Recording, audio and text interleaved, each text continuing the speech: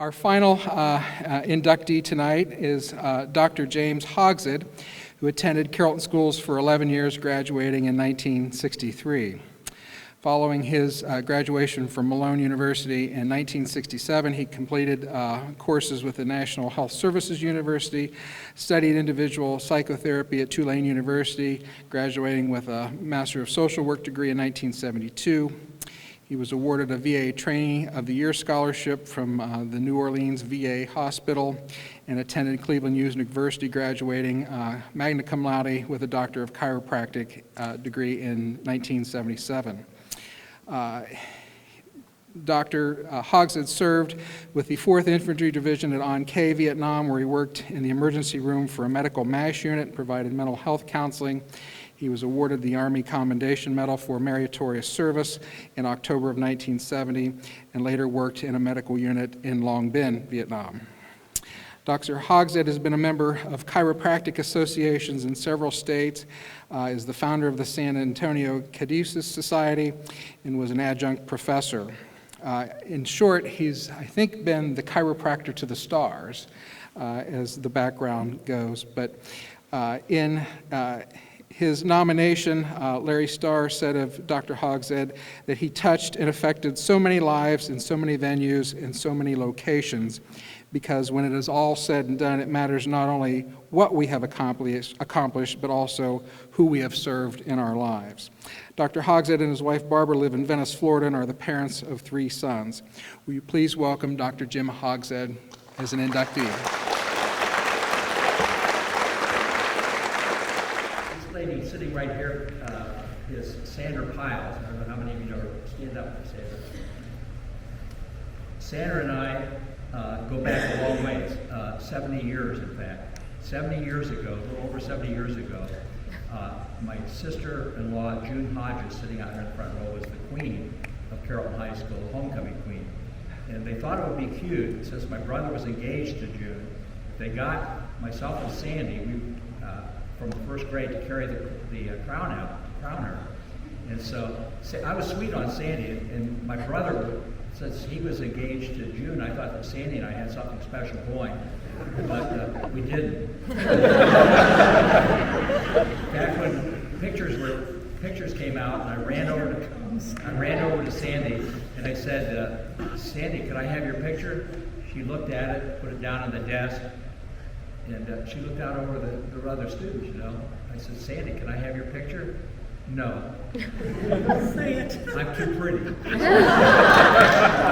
So anyway, we're Facebook friends now, but anyway, I put that on Facebook about 3 years ago, and I didn't say her last name. Her last name is Piles. That's Sandy P. Well, somebody recognized it and contacted her. Sandy called me about 6 months after this thing, and she said that she left a message, and I wasn't there. So I said, I'll be home tomorrow at 10 o'clock. But anyway, I'd written the Facebook post I'd written. I said that I've been ruined with women ever since Sandy rejected me in first grade. I was afraid to ask a woman anything, you know. I would start stammering. So anyway, she calls me the next day at 10 o'clock, and I said, Sandy, don't reject me this time. And Sandy was near tears. She said, Jimmy, did I really say that? I said, yeah, you did. She's the sweetest lady. We become good friends. Strangely enough, after that rejection in Carrollton, you're pretty much in the class. You know people that are in classes. You're in the same class with them. I never was in a class with her again. I don't know if she told the principal. I don't know what happened. But anyway, I thought it would be interesting tonight, since June, my sister-in-law's here. She would be horrified if she knew this, but we're going to present her. She's going to be Queen Emeritus of Carrollton High School. 70 years ago, she was a queen. She's here tonight. A beautiful lady. And so we got a little something special for you, June. Here we go. Yes. Here we go. Grim, I think we're going to have to stand up. Yeah. She's still beautiful many years later. Okay. So, and her granddaughter, Lisa's going to crown her Queen Emeritus, Carrollton High School. Turn around at the people.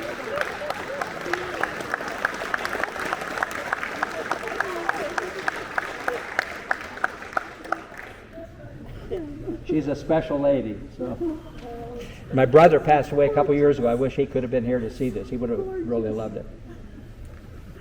Thank you, Jane. Thank you, Sandy. Sandy's now. She wouldn't give me a picture, but she's hungry.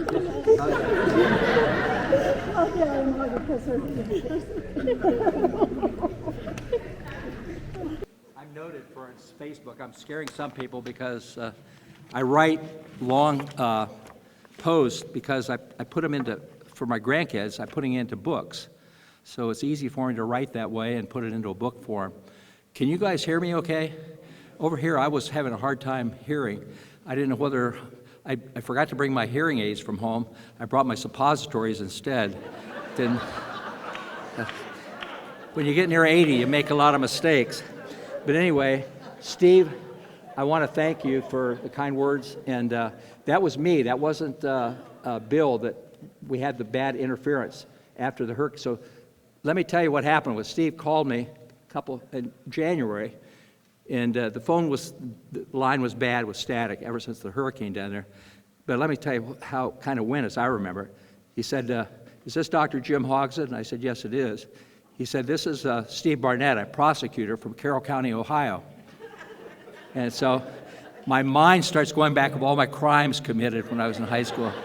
I'm thinking, I bought cigarettes underage from my dad that Ray George and I smoked and got sick as everything. And my dad didn't smoke at all. And so I burned the hill down, what was called Gotcho Hill at that time, by mistake, an accident. And what is that called where Darrell, the allotment where you lived, what's that called? Is Darrell in here? What's the allotment where you guys had the house? Courtview? Anyway, I about burned that down before. If the houses had been there, I'd been in, Steve would have been prosecuting me. But anyway, I want to thank you very much for coming, everybody. It's great, and I'm so happy for you to be here. But anyway, Steve said, I said, "Am I being indicted?" And he said, "No, you're being inducted." And so I was relieved to hear that, Steve. So thanks to the Alumni Foundation members for selecting me and the other recipients gathered here tonight for the Alumni Hall of Fame. I know it's a well-worn phrase that people said, but I truly am humbled and honored to receive it. There's something special about it. I've received a lot of awards and honors throughout my career, but there's something special about going back to your roots and getting an award. So I definitely am very thankful for it. And I have so many friends and family here tonight who took time out of their busy schedules to come from across the country to honor me. So it's an exciting night for me. So, and I want to congratulate the other inductees that are here tonight for a job well done. We spoke to the seniors today, actually the National Honor Society, and Dwayne let the cat out of the bag. He said he wasn't in the Honor Society, and I said I wasn't in the Honor Society either, and Bill said he wasn't in the Honor Society either. So I don't know what we were doing there, but anyway, I truly am honored, and so these are my fellow warrior recipients. And speaking of fellow warriors, I want to thank my good friend Dr. Larry Starr for nominating me for this honor. It's an incredible honor to be nominated by the most famous athletic trainer in professional baseball history of all time. And that's not just my thinking, but I met a trainer that lived in our neighborhood down in Fort Myers, Florida, and I said, "Do you happen to know," he's a trainer for the Mets, and I said, "Do you happen to know Larry Starr?" Everybody knows Larry Starr. He's a legend. And so he truly is. He's won 3 World Series with the Cincinnati Reds. I'm getting to that. I'm getting to that. He won 3 World Series with the Cincinnati Reds, one with the Marlins. So 4. So give me a chance, Larry. Oh, yeah. But anyway, he's quite a guy. He's got an incredible career. He was just in several other professional athletic trainers were nominated or were put into the Hall of Fame in Cooperstown, the Baseball Hall of Fame. So Larry knows everybody, and I've been on Facebook. He's a Facebook friend. I've been on with him when Larry Davis was talking with him. I got to talk to Larry Davis through Facebook. He knows Pete Rose. In fact, a couple months ago, he said, "I'm going to nominate Jim Hogsed for the Hall of Fame in Carrollton High School." Pete said right away, "I'll bet you $100 he doesn't get it."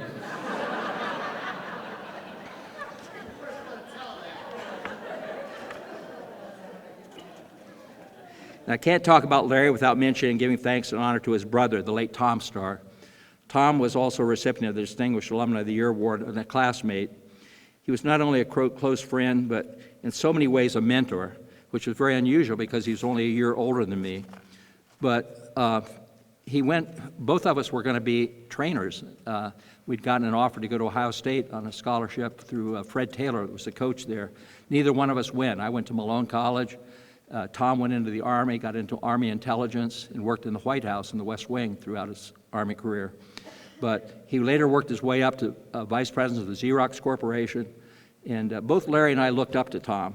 He truly was a giant among men and one of the greatest men I've ever known in my life. He was just an incredible guy. So, and Larry's following in his footsteps. He's a great guy, too. I also want to thank my lifelong friend, Ray George, and his wife, Sue. Ray is another past Distinguished Alumnus of the Year from Carrollton High School.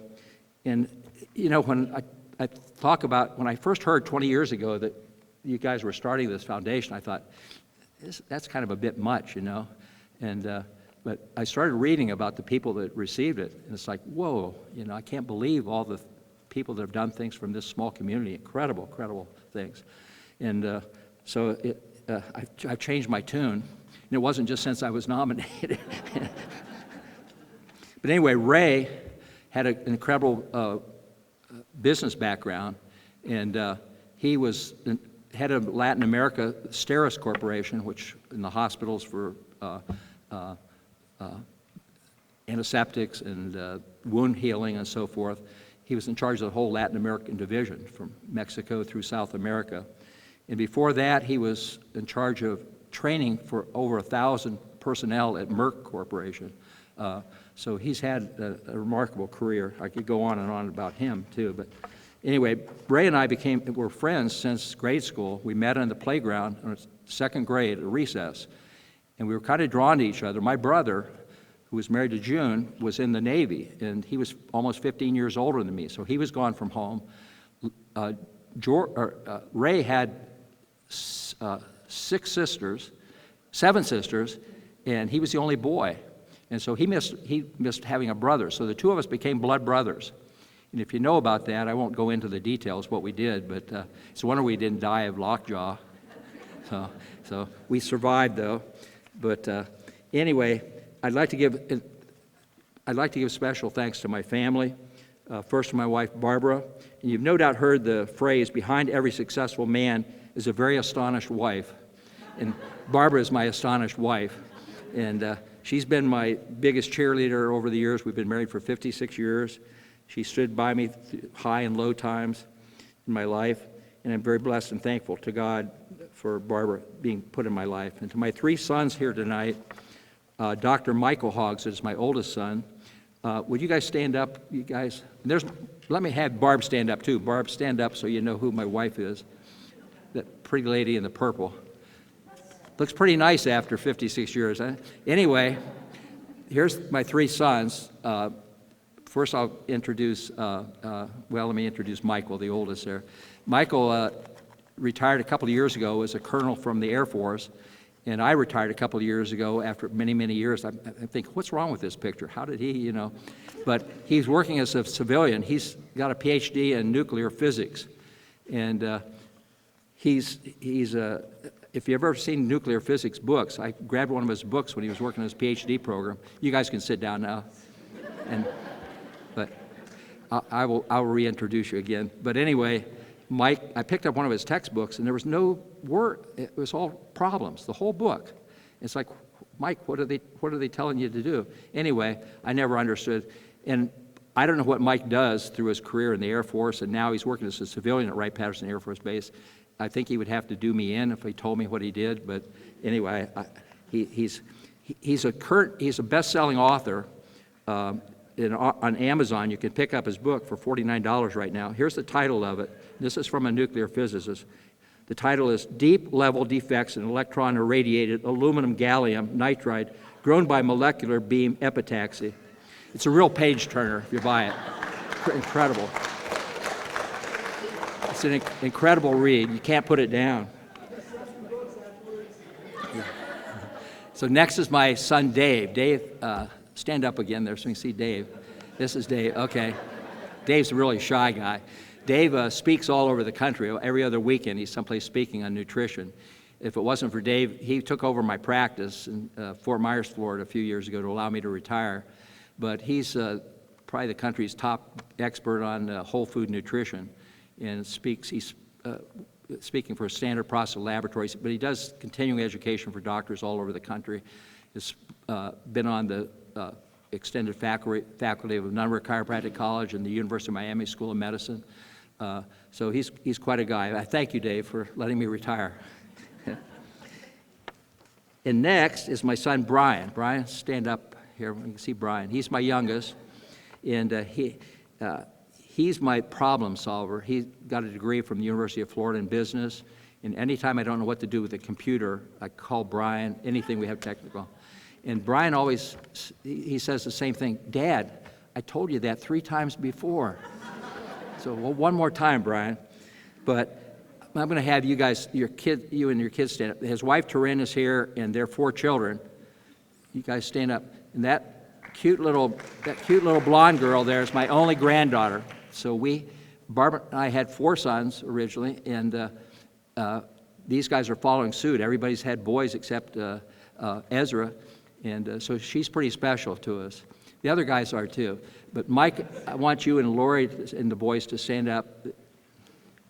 So there's five boys. Mark is going to, where's Mark? Oh, there he is. Okay. Mark's starting a physical therapy program at Walsh University in the fall.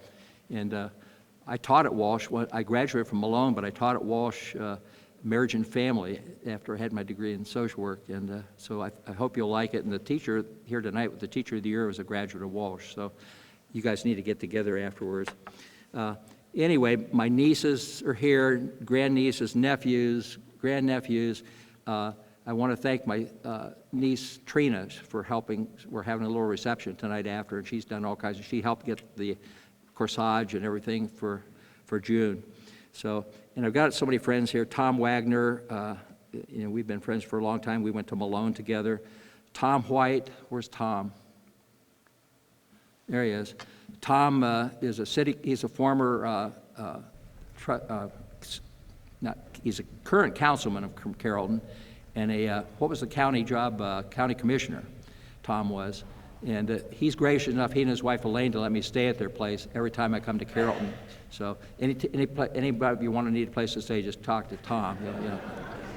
He's a good guy and a fellow classmate. I want to thank my classmates who are here too. How many classmates from the class of 63? Hey, thank you guys for being here. And my good friend back in the back there, John Russell, my best friend from college, from Malone College, that's John. And a lot of things like with Larry, with baseball. John was a baseball player at Malone, and he's now the compliance officer for the NCAA for Malone College, Malone University. And he loves sports and was a great baseball player. I also have a surprise guest there for my family tonight, Dr. Peter Ferguson from Canton. Peter, where are you? Here you are. Stand up, Pete. Peter and I, he's had a very distinguished career. He's been the head of the Ohio State Chiropractic Board of Examiners. He's done so much for the profession of chiropractic. He was the first to get chiropractors' hospital privileges. He's just done so many things, but I've known him since National Chiropractic College in Lombard, Illinois. Peter was speaking of baseball, he had signed a contract as a pitcher for the Mets, and he was in a terrible auto accident and had damage to his eye and was never able to fulfill that, so he became a chiropractor. And his dad was a chiropractor before him who treated my mother in Florida long before Peter started taking care of my family. He's actually helped my family for 50 years in Canton, and it's just a very giving guy. So, Peter, we appreciate you. And the family loves you dearly, believe me. And I'd like to pay tribute to my late brother-in-law, Lynn Markley, who was also a recipient of this award.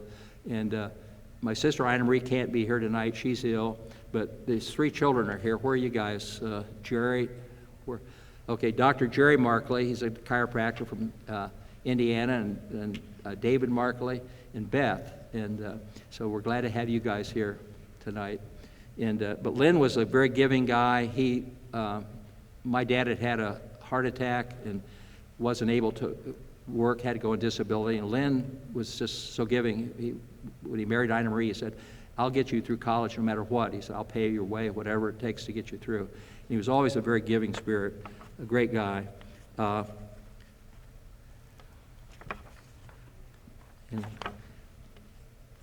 let me get my glasses on. Not going to be too much longer because we've got a reception with cake and Betty K. Brownie, so I'm in a hurry to get there. So I'll get you out of here quickly. But anyway, I loved growing up here. This was a special school, and I loved the town growing up here, and was so proud to both of the town and the school. Now, my cousins in Cleveland got sick of hearing me bragging about Carrollton. And but even some 65 years later, I can get a bit choked up just hearing their alma mater is sung tonight by the chorale. And at times I can even find myself tapping out the drum cadence that wafted loud and clear through the crisp night air as the band practiced on the football field. Was that on Wednesday nights? Any band members? Was that Wednesday?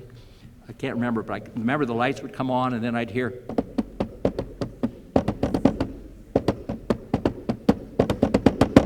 Is that still the cadence? That's why I hear the drums. And then it would start the fight song. I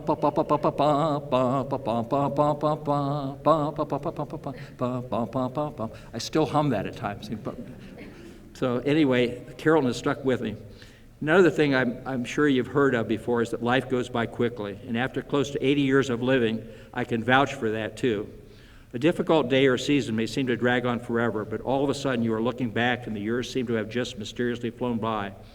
I feel this way when I remember how my good friend Ray George and I spent hours on end happily executing Army maneuvers in the deep ditches then being dug for the new high school, which was being built to replace the original high school, the Bell Heron Middle School. Now at that same 65 years later, the Bell Middle School has been removed, and the then new high school, as we knew it in our time, will soon be toppled by the wrecking crane as well. What a great reminder that it is to people, that it is people, not buildings, that create a culture in a town and school. And what a joy to discover that this same nurturing and warm culture still exists here in this new building. In the 1930s, Harvard University researchers began an exhaustive 7-decade study of what leads one to look back in one's life as good and successful. And although there were obviously various factors leading to healthy aging, both physically and psychologically, in later decades, the head of the research study felt that the most important factor in healthy aging and having a feeling of success was to be found in one's relationships with people. In fact, in an interview he gave in 1977, they asked what he learned from this project, and it was an extensive longitudinal study. He said it was the only thing that matters was your relationship with people. And I told the seniors today that I think not just your relationships with people, but your relationships with your Creator should have been number one, but I think Harvard didn't put that in. Reading about this study and its findings reminded me of some of the Carrollton people who so influenced my life with their compassionate interactions in my life. I wish I could go back and thank each and every one, but as that is not possible, so I would like to share a few of these stories with you tonight as encouragement for all of us to invest in relationships with people, and to take every opportunity to thank those who have done so much in our lives. I was fortunate to enjoy a career in chiropractic where positive feedback was the norm instead of the exception. So, and I put the patients through torture probably because I wouldn't let them leave until they said that they were feeling better. So I would have them walking up and down the halls, and so I think some just to get home, they said they felt better. So, but anyway, I think especially the many teachers in this nurturing Carrollton culture who would work tirelessly to enrich our lives, whether they ever received thanks or not. How different my life would have been had I not had so many caring and inspiring examples to follow. In my life, for instance, I would have been a has-been before the second grade as I suffered from severe ear infections in first grade and missed 54 of the mandated 180 school days my first year. I should have been kept back, but they put me ahead. Fortunately, I had caring and insightful teachers who stepped in to help me cope and gave me the foundational skills necessary for a successful academic career. In fact, I graduated 1 year early, so after starting off for a bad start. And I still fondly remember the super encouraging fourth grade teacher I had, Mrs. Massey, I was blessed to have, and the sixth grade teacher, Mrs. Derrick. Those of you from Delroy, do you remember Mary Derrick? Anybody remember her? Sweetest lady, unbelievable. But even earlier, I was privileged to enjoy the warmth and compassion perhaps only a small town has to offer. I think especially of a time when I was 4 years old and supposed to sing a Sunday school song for our church Christmas program. I went to this United Presbyterian Church over on 2nd Street. But I completely forgot the words when it came to my turn to perform. So I'm up on stage, never at a loss for words though. I hollered out, "Mom, I forgot the words, I'm not going to sing." And my mom, a very compassionate lady from the back of the church, she always spoke at a soprano. I was like, "That's okay, Jimmy." And so I went back hearing the snickers of the other kids and sat down next to my Sunday school teacher and felt devastated. Finally, the words came to me, and I told my Sunday school, "I'd like to go back up. I remember the words." So I went back up, and I didn't sing a religious song at all. At that time, Patty Page had the song, "How Much Is That Doggy in the Window?" So I sang "How Much Is That Doggy in the Window," complete with the barking sounds. And so when I sat down, when I finished, I had the applause. I loved the applause, hearing that applause. And so I sat down after church, then I went out, and I don't know if you remember, well, the Bell Heron Scholarship, Wilbur Bell, they called him Webb Bell, owned the Chrysler dealership at that time up at East Main Street. My dad worked for him as a mechanic. But anyway, Wilbur came up to me afterwards, put his arm around me, and said, "That was a great job, Jimmy." And he handed me a $1 bill. And and then the next week, he brought a toy to me, after church. And every time I'd go in the garage, Bell's garage, he would take me by hand to the candy machine and buy me a candy bar.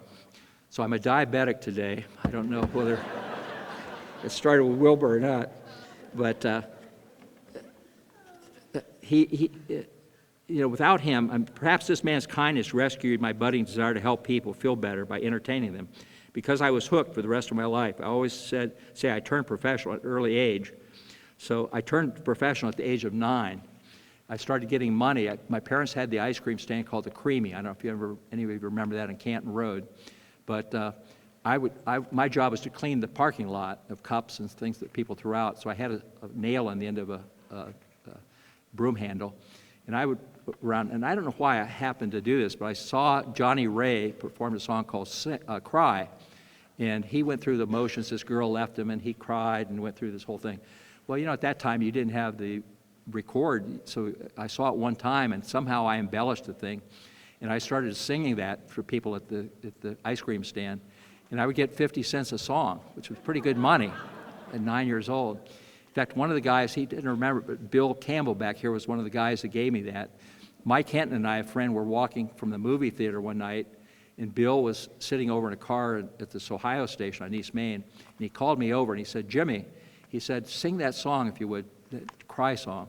So here I am at this Ohio station, going through this whole thing. I got down on the ground, I'm writhing around, and Mike Henton said afterwards, Bill gave me 50 cents, and then afterwards Mike Henton said, "How in the world?" He said, "That's incredible." He said, "I have to work really hard mowing lawns to get 50 cents. And you just sing a song and get it." So anyway, that was when I turned professional.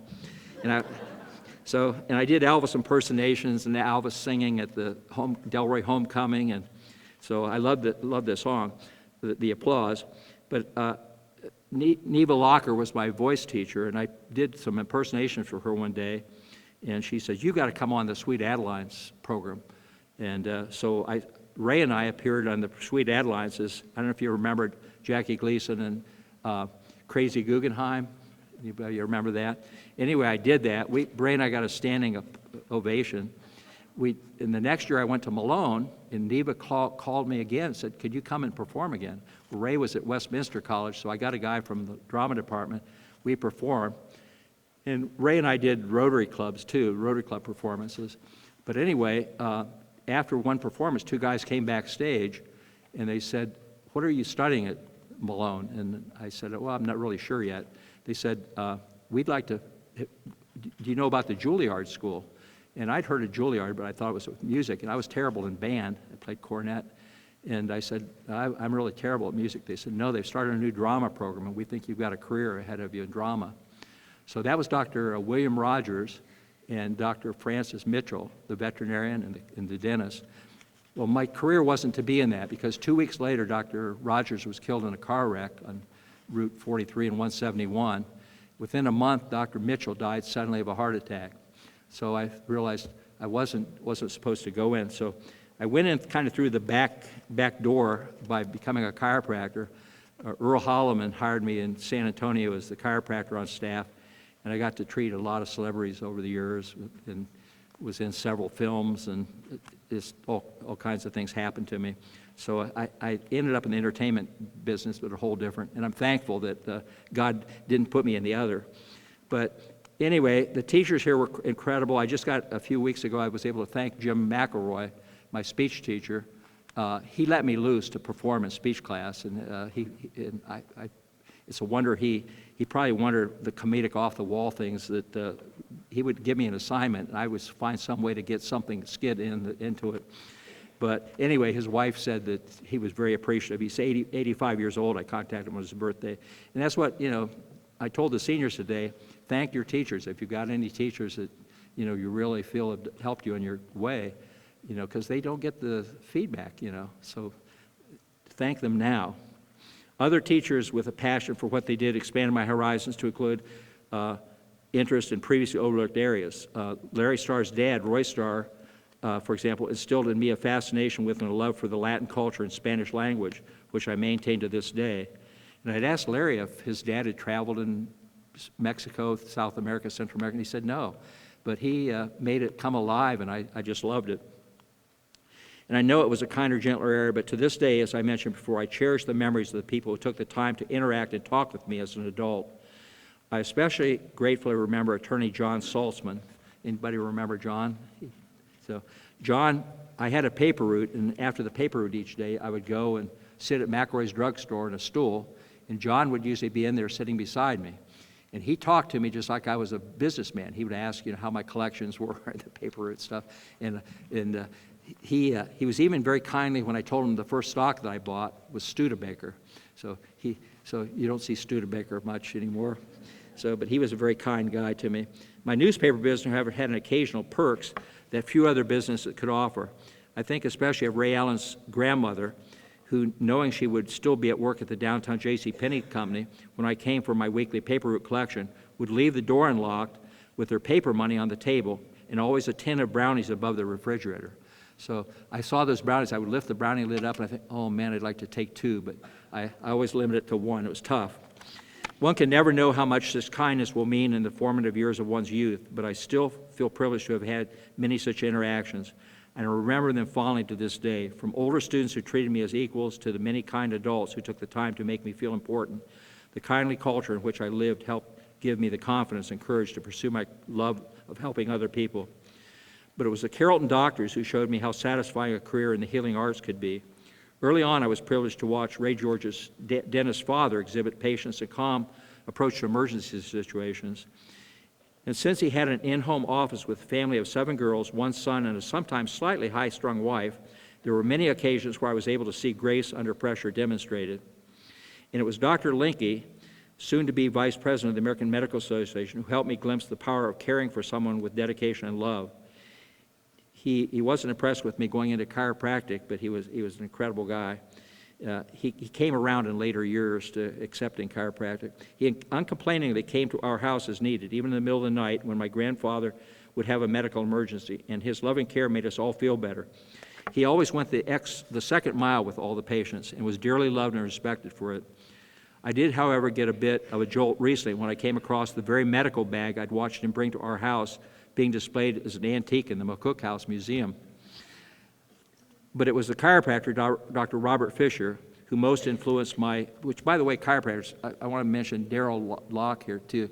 Darrell and I, this may be a first, too. Darrell and I went to high school together in Carrollton.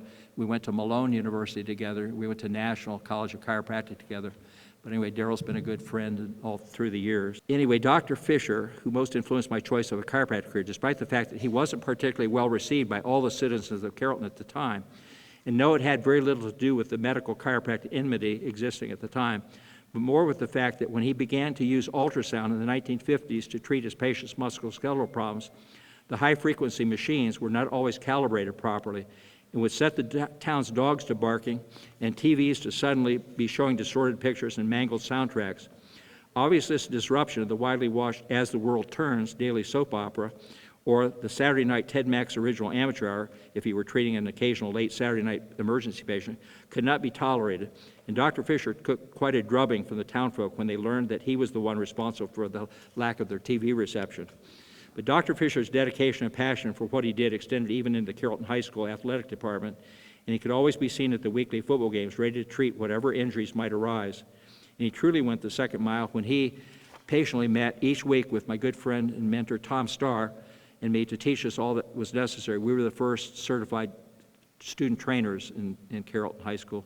Larry came along the next year and became a trainer, and he launched an incredible career from it. So once again, I'm extremely grateful for the privilege of receiving this honor in the high school and town that did so much to shape my life and career, and receiving it has given me the opportunity for a wonderful trip down memory lane. Hopefully these memories will trigger some of your own, and we can all more purposefully both pour ourselves into other people's lives, as well as thank those who do so. I appreciate each and every one of you for being a precious part of my life and for taking the time and effort to be here tonight. I'm truly grateful from the bottom of my heart. I want to let you know that I love you all. Thank you.